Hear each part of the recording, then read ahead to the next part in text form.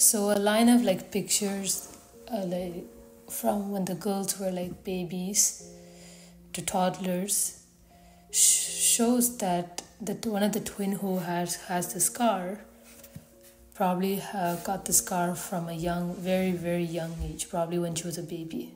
But this time, Jeremy walks down the stairs. Lowen asks him who's, points to the one with the scar, and asks him, "Who's this?" And Jeremy answers that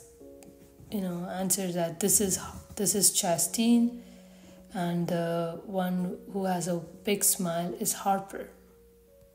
And Lowen asks him, "Okay, how did Chastine get this scar? Where did she get this scar from?" And to which Jeremy answers, "She was born with the doctor said that Chastine was born with the scar. The doctor said that it was probably like from like scarring issue from they were in the womb, because it's so cramped. It's from like a scarring fibrous issues, and that it's not uncommon, especially with the twins, since they are like cramped for room." This kind of startles our girl Lowen. She's like, "Okay, calm down.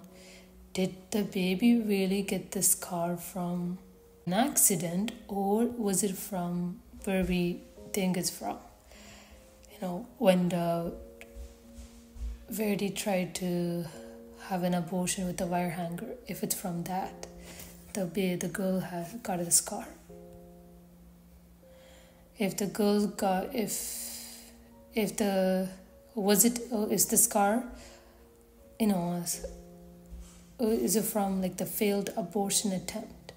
And then Lowen asks about a peanut allergy, and she immediately feels so embarrassed, because the only way she found out about the allergy is because when she was digging online probably about the girl's death, she found out that one of the twin or both of the twins had a peanut allergy. Lowen feels bad about asking about it, because now Jeremy knows that she's been digging online about his daughter's death. So Lowen feels really embarrassed. He's like, "Okay, now Jeremy knows that I've been digging online about the death of his daughters," and she apologizes, and Jeremy's like, "Okay, it's fine." And he says that it was Chastine, the one with the girl with the scar on her cheek. She's the one who had the peanut allergy. He answers her, and then Lowen feels Jeremy just staring at her. His eyes are like glued to her hand, and he notices that there's a scar on her hand. Was it a wrist or on her hand? And he asks her, "How did she get this?" And he actually touches it with this finger. He touches her scar, and our girl, who's like freaking touch-starved, feels kind. I trained myself not to think about the scar, so there's something dark going on. But then also she feels deeply Jeremy touching her. She feels like his finger like gliding over her scar. She feels like that touch burned right through her her hand, and this pretty much shakes her up. And there's like a lot of sexual tension. I personally feel like Jeremy knows what he's doing, that he can shake, that he is kind of like a Casanova to women. I feel like Jeremy knows that.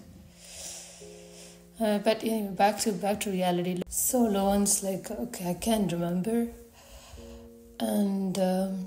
and she tells them, she thanks Jeremy, "Thank you for the dinner," and she's like, "I gotta go," and Jeremy lets her go, and she kind of course walks, but like being chased by a bear, she goes to her room in a hurry.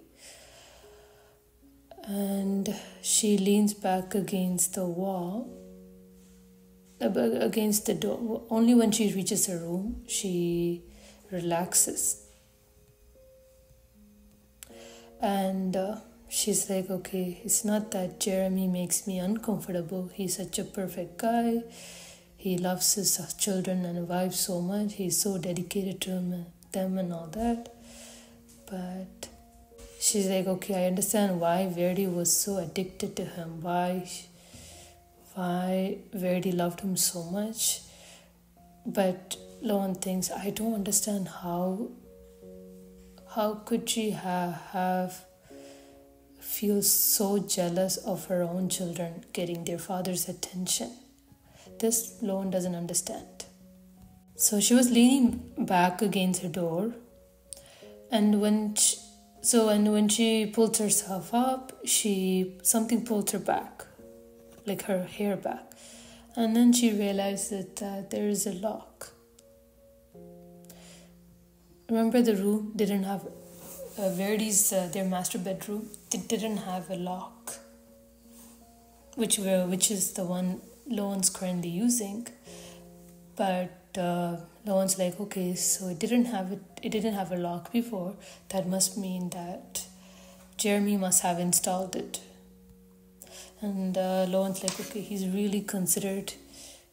And she thinks that probably Jeremy thinks that Jeremy might wrongly think that she doesn't want, that he might be a danger to her.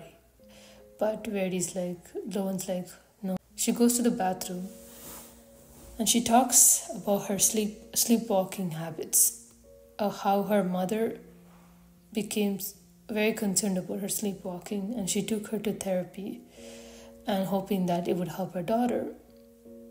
And the therapist recommended that if Loan created like obstacles that would be hard, that would make it hard for Loan to move fast while she was sleepwalking, having a lock, she wouldn't go outside and disturb sleepwalk. Actually, trust me, this chapter ends on a freaking creepy note. Loan's like, yeah, probably even after following that advice, things still doesn't make sense. Like, it doesn't explain how she woke up in the next morning with a broken wrist and how she was covered in blood, even though she was almost certain that she locked her room before she falls asleep. So this is where chapter 7 ends. Yes, it ended on a creepy note.